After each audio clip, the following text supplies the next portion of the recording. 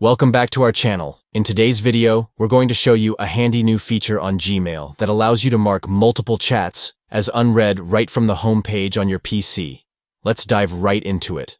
First things first, make sure you're logged into your Gmail account. Simply open gmail.com on your browser of choice. Once you're on the Gmail home page, look for the list of chats you want to mark as unread.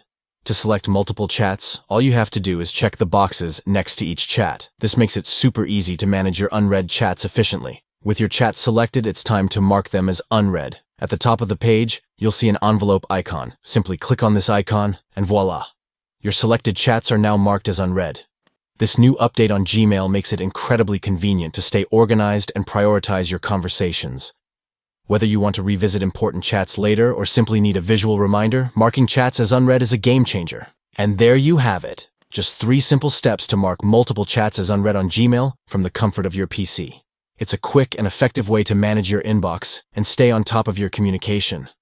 If you found this tutorial helpful, don't forget to give this video a thumbs up and subscribe to our channel for more tech tips and tutorials. Thanks for watching, and we'll see you in the next one.